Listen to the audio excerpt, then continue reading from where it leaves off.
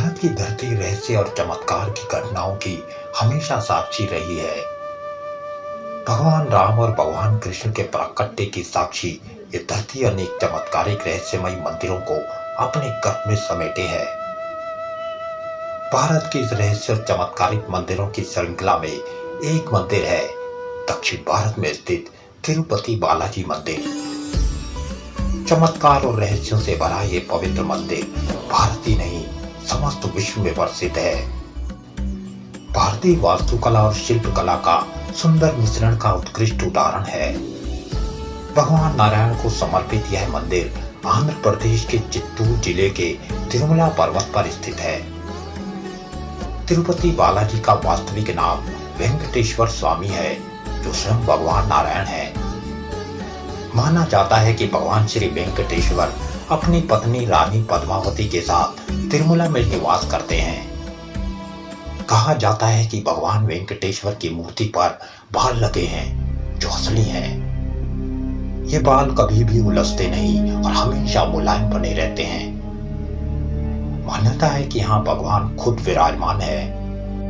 मंदिर के गर्भगृह में प्रवेश करते ही जहाँ श्रद्धा से मस्तक झुक जाता है, तो वहीं विचित्र रहस्य से भी सामना होता है। ऐसा लगता है भगवान वेंकटेश्वर की मूर्ति गर्भगृह के मध्य में विराजमान है, परंतु जैसे ही बाहर जाते हैं ऐसा प्रतीत होता है वेंकटेश्वर गर्भगृह के दाहिनी ओर है।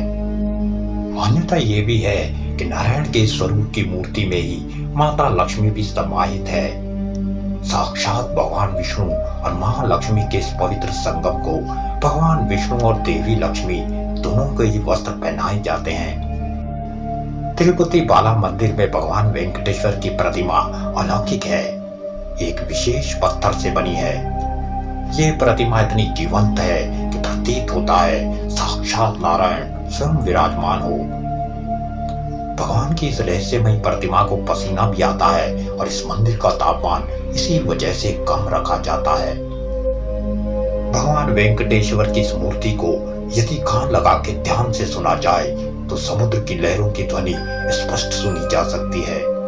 मंदिर के रहस्यों की तरह इस मंदिर से जुड़ी कई रहस्यमयी कहानियां हैं और सर्वाधिक प्रचलित कथा कुछ इस तरह से है। कलयुग का प्रारंभ हो चुका था। भगवान आदि वराह वेंकटाद्रि को छोड़कर अपने स्थायी आराध्य वैकुंठ चले गए। इससे ब्रह्मा चिंतित हो गए। देवर्षि नारद को उन्होंने अपने चिंतन से अवगत कराया।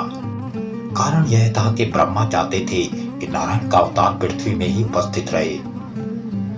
ब्रह्मा से मिलने के बाद नारद गंगा नदी के तट पर गए, जहां ऋषियों का समूह भ्रमित हो रखा था और ये तय नहीं कर पा रहा था कि यज्ञ का फल ब्रह्मा विष्णु महेश में से किनको मिलना चाहिए।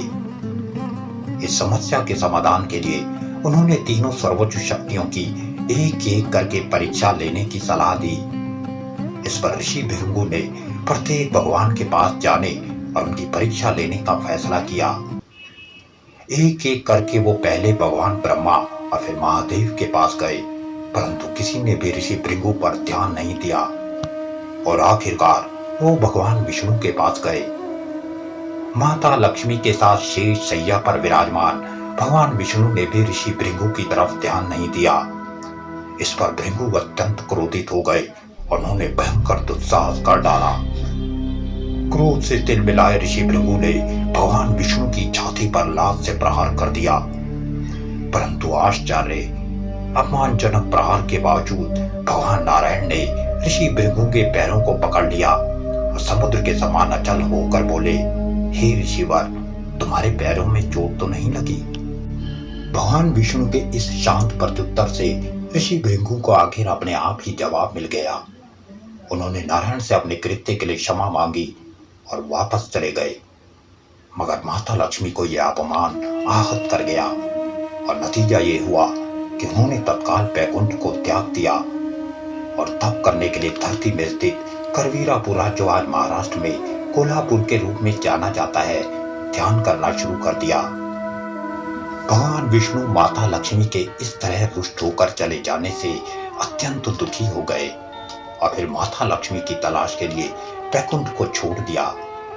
वीरान जंगलों से लेकर ऊंचे पहाड़ों तक उन्होंने मां लक्ष्मी की तलाश की, मगर माता लक्ष्मी का कहीं पता नहीं चला। वो अत्यंत दुखी हो गए और आखिरकार वेंकटाद्रि पर्वत में एक चोटी के आश्रय में विश्राम करने लगे। भगवान नारायण का दुख ब्रह्मा और शिव से देखा नहीं गया। उन्होंने गाय और बछड़े का रूप धरा और माता लक्ष्मी के पास गए। जब माता लक्ष्मी ने बछड़े और गाय को देखा तो उन्हें चोल की सत्ता में आसीन राजा को सौंप दिया और राजा ने उन्हें चरवाहों के सुपुर्द कर दिया।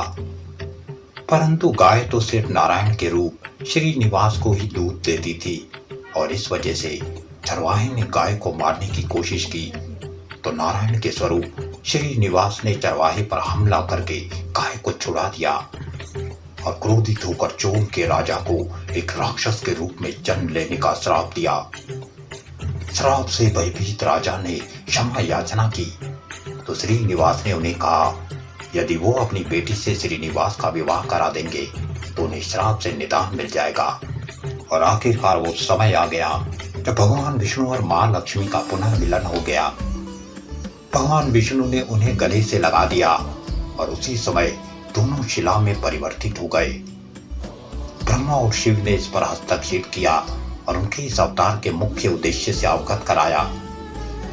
इसके बाद कलयुग के कष्टों से बचाने के लिए भगवान नारायण ने अपने वेंकटेश्वर रूप को तिरुपति माला पर्वत पर स्थापित कर दिया और तभी से क्षेत्र तिरुपति बालाजी के नाम से विश्व प्रसिद्ध हो गया। कहते हैं जब वेंकटेश्वर और पद्मावती का विवाह हुआ तो परंपरा के अनुसार वेंकटेश्वर को पद्मावती के परिजनों को कुछ शुल्क देना था, परंतु वेंकटेश्वर रूपी भगवान नारायण के पास धन नहीं था।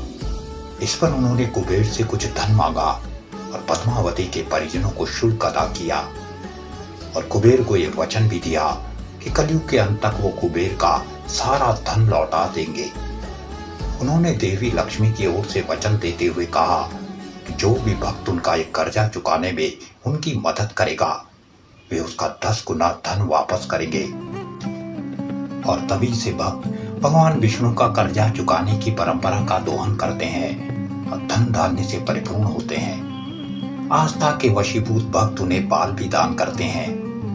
देश के सबसे धनी इस मंदिर से धन, वैभव, स्वास्थ्य और सारी मनोकामनाओं की पूर्ति श्रद्धावान भक्तों को होती है। जय तिरुपति बालाजी।